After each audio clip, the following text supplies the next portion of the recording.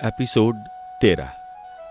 मुन्नी के बरी होने का समाचार आनन फानन सारे शहर में फैल गया। इस फैसले की आशा बहुत कम आदमियों को थी।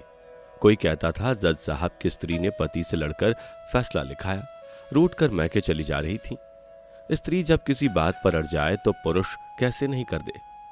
कुछ लोगों का कहना था कि सरकार ने जज साहब को हुक्म देकर फैसला कराया है क्योंकि भिखारिन को सजा देने से शहर में दंगा हो जाने का भय था। अमरकांत उस समय भोज के सरजाम करने में व्यस्त था, पर खबर पाकर जरा देर के लिए सब कुछ भूल गया। इस फैसले का सारा श्रेय खुद लेने लगा। भीतर जाकर बोला, देखा अम्मा जी, मैं न कहता था कि उसे बरी करा के दम लूंगा। वही हुआ। वकीलों और गवाहों के साथ कितनी माथा पच्ची करनी पड़ी है कि मेरा दिल ही जानता है। बाहर आकर मित्रों से और सामने को दुकानदारों से भी उसने यही डिंग मारी। एक मित्र ने कहा, औरत है बड़ी धुन की पक्की, शौहर के साथ न गई बेचारा पैरों में पड़ता रहा। अमरकांत ने दार्शनिक विवेचना के भाव में कहा, जो काम खुद ना देखो वही चौपट हो जाता है। मैं तो इधर फंस गया। उधर किसी से इतना भी ना हो सका कि उस औरत को समझाता। मैं होता तो मजाल थी कि वह यूं चली जाती। मैं जानता था कि यही हाल होगा तो सब काम छोड़कर जाता और उसे समझाता। मैंने तो समझा डॉक्टर साहब और 20 आदमी हैं, मेरे ना रहने पर ऐसा क्या घी का घड़ा लुटका। लेकिन वहां किसी को क्या परवाह, नाम तो हो गया, काम हो या जहन्नुम में जाए। लाला समरकांत ने नाच तमाशे और दावत में खूब दिल खोलकर खर्चा किया। वहीं अमरकांत जो इन मिथ्या व्यवहारों की आलोचना करते कभी न थकता था, अब तक मुंह न खोलता था बल्कि उल्टे और बढ़ावा देता था। जो संपन्न है वह ऐसे शुभ अवसर पर खर्च न करेंगे तो कब करेंगे। धान की यही शोभा है। हाँ, घर ठुठकर तमाशा न देखना चाहिए। अमरकांत को अब घर से विशेष घनिष्ठता होती जाती थी। अब वह विद्यालय तो जाने लगा था, पर जलसों और सभाओं से जी चुराता रहता था। अब उसे लेन देन से उतनी घृणा न थी। शाम सवेरे बराबर दुकान पर आ बैठता और बड़ी तंदेही से काम करता। स्वभाव में कुछ कृपणता भी आ चली थी। दुखी जनों पर अब भी दया आती थी, पर वह दुकान की बंधी हुई कौड़ियों का अतिक्रमण न करने पाती। इस अल्प काय शिशु ने ऊंट के नन्हे से नकेल की भांति उसके जीवन का संचालन अपने हाथों में ले लिया था। मानो दीपक के सामने एक भुनगे ने आकर उसकी ज्योति को संकुचित कर दिया। 3 महीने बीत गए थे। संध्या का समय था। बच्चा पालने में सो रहा था। सुखदा हाथ से पंखिया लिए एक मोढ़े पर बैठी हुई थी। कृशांगी गर्भिणी मातत्व के तेज और शक्ति से जैसे खिल उठी थी। उसके माधुर्य में किशोरी की चपलता न थी, गर्भिणी की आलस्यमय कातरता न थी। माता का शांत संतप्त मंगलमय विलास था। अमरकांत कॉलेज से सीधे घर आया और बालक को संचित नेत्रों से देखकर बोला, अब तो ज्वर नहीं है। सुखदा ने धीरे से शिशु के माथे पर हाथ रखकर कहा, नहीं, इस समय तो नहीं जान पड़ता। अभी गोद में सो गया था तो मैंने लिटा दिया। अमर ने कुर्ते के बटन खोलते हुए कहा, मेरा तो आज वहां बिल्कुल जीना लगा। मैं तो ईश्वर से यह प्रार्थना करता हूं कि मुझे संसार की और कोई वस्तु ना चाहिए। यह बालक कुशल रहे। देखो कैसे मुस्कुरा रहा है। सुखदा ने मीठे तिरस्कार से कहा, तुम्ही ने देख देख कर नजर लगा दी है। मेरा तो जी चाहता है उसका चुंबन ले लो। नहीं, सोते हुए बच्चों का चुंबन ना लेना चाहिए। सहसा किसी ने ड्योढ़ी पर आकर पुकारा। अमर ने जाकर देखा तो बुढ़िया पठानिन लठिया के सहारे खड़ी थी। बोला, आओ पठानिन, तुमने तो सुना होगा घर में बच्चा हुआ है। पठानिन ने भीतर आकर कहा, अल्लाह करे जुग जुग जिए और मेरी उम्र पाए। क्यों बेटा, सारे शहर को नेवता हुआ हमें पूछे तक नहीं? क्या हम ही सबसे गैर थे? अल्लाह जानता है, जिस दिन यह खुशखबरी सुनी दिल से दुआ निकली, अल्लाह इसे सलामत रखे। अमर ने लज्जित होकर कहा, हाँ, यह गलती मुझसे हुई पठानिन, मुआफ करो। आओ बच्चा को देखो। आज इसे ना जाने क्यों बुखार हो गया है। बुढ़िया दबे पांव आंगन में होती हुई सामने के बरामदे में पहुंची। बहू को दुआएं देती हुई बच्चे को देखकर बोली, कुछ नहीं बेटा, नजर का फसाद है। मैं एक ताबीज दिए देती हूँ, अल्लाह चाहेगा अभी हंसने खेलने लगेगा। सुखदा ने मातत्व जनित नम्रता से बुढ़िया के पैरों को आंचल से स्पर्श किया और बोली, 4 दिन भी अच्छी तरह से नहीं रहता।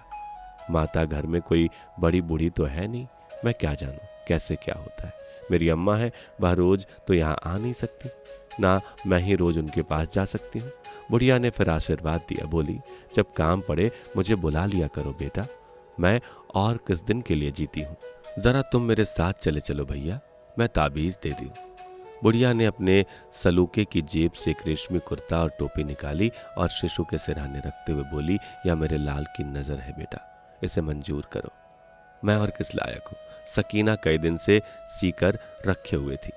चला नहीं जाता बेटा, आज बड़ी हिम्मत करके आई। सुखदा के पास संबंधियों से मिले हुए कितने अच्छे से अच्छे कपड़े रखे हुए थे, पर इस सरल उपहार से उसे जो हार्दिक आनंद प्राप्त हुआ वह किसी और उपहार से ना हुआ था, क्योंकि इसमें अमीरी का गर्व, दिखावे की इच्छा या प्रथा की शुष्कता नहीं थी। इसमें एक शुभचिंतक की आत्मा थी, प्रेम था और आशीर्वाद था। बुढ़िया चलने लगी तो सुखदा ने उसे एक पोटली में थोड़ी सी मिठाई दी, पान खिलाए और बरोठे तक उसे विदा करने आई। अमरकांत ने बाहर आकर एक इक्का किया और उस बुढ़िया के साथ बैठकर ताबीज लेने चला।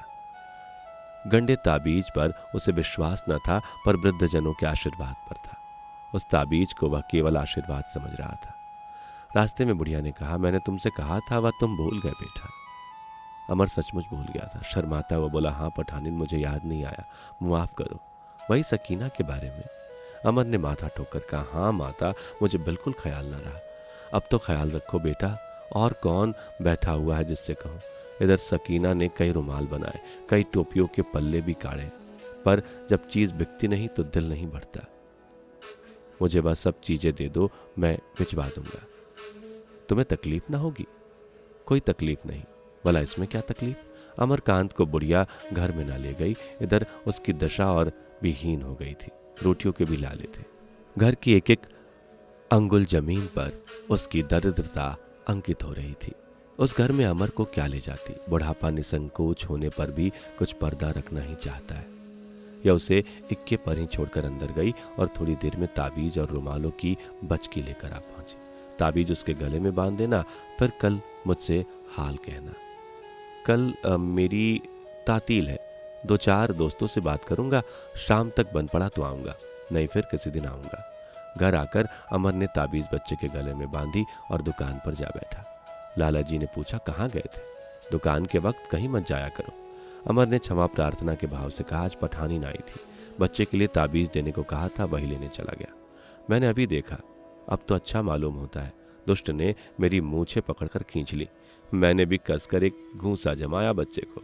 हाँ, खूब याद आई। तुम बैठो, मैं जरा शास्त्री जी के पास से जनपत्री ले आऊं। आज उन्होंने देने का वादा किया था।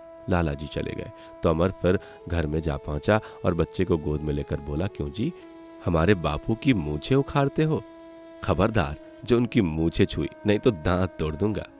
बालक ने उसकी नाक पकड़ ली और उसे निगल जाने की चेष्टा करने लगा, जैसे हनुमान सूर्य को निगल रहे हो। सुखदा हंसकर बोली, पहले अपनी नाक बचाओ, फिर बाप की मूछें बचाना। सलीम ने इतने जोर से पुकारा कि सारा घर हिल गया। अमरकांत ने बाहर आकर कहा, तुम बड़े शैतान हो यार।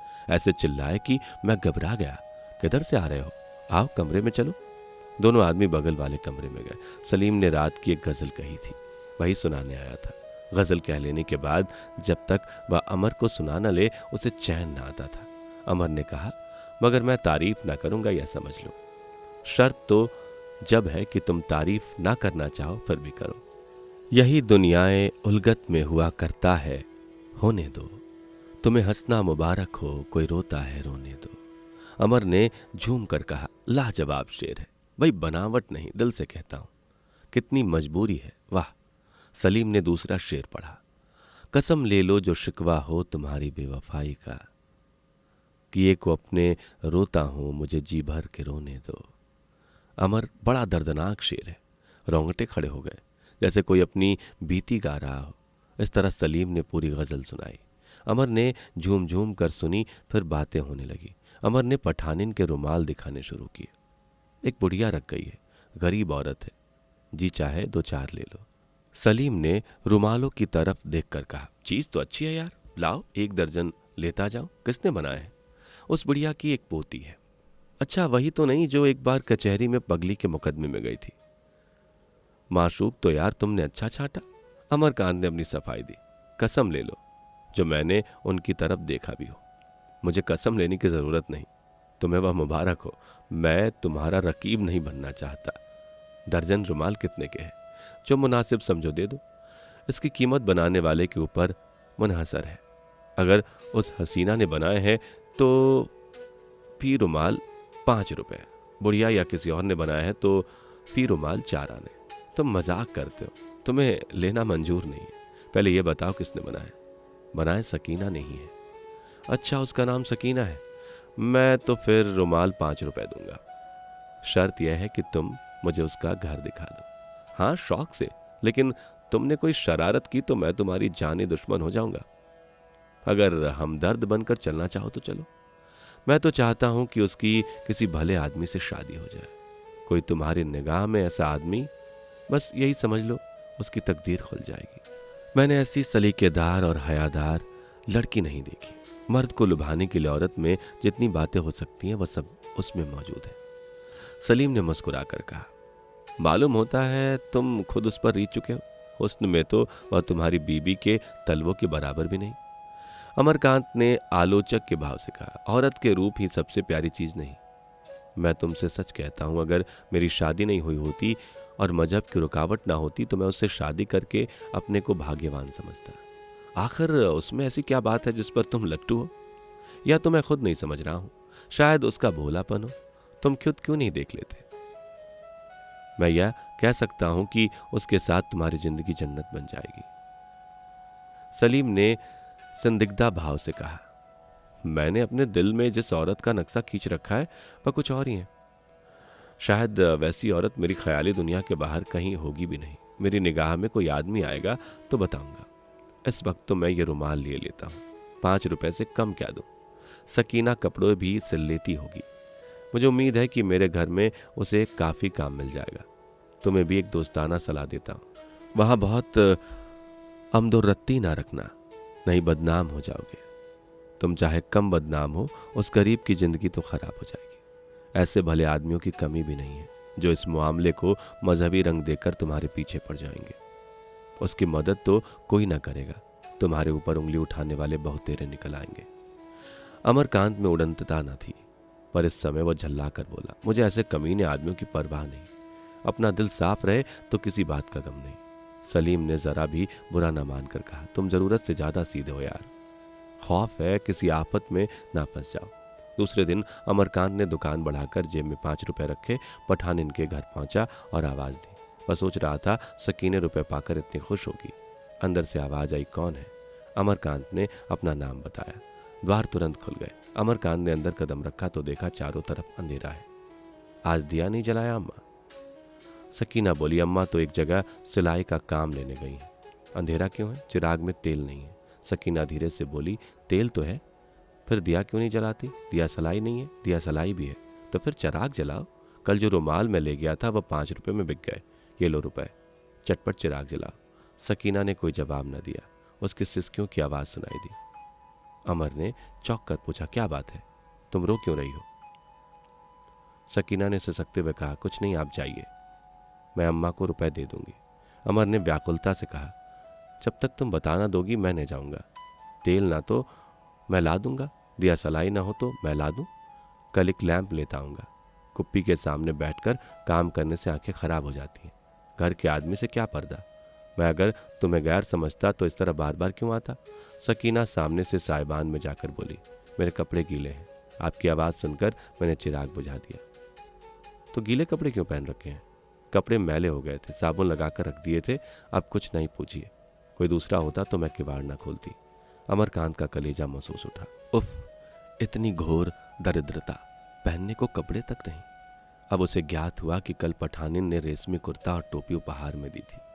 उसके लिए कितना त्याग किया था। 2 रुपए से कम क्या खर्च हुए होंगे? 2 रुपए में 2 पजामे बन सकते थे। इन गरीब प्राणियों में कितनी उदारता है जिसे ये अपना धर्म समझते हैं। उसके लिए कितना कष्ट झेलने को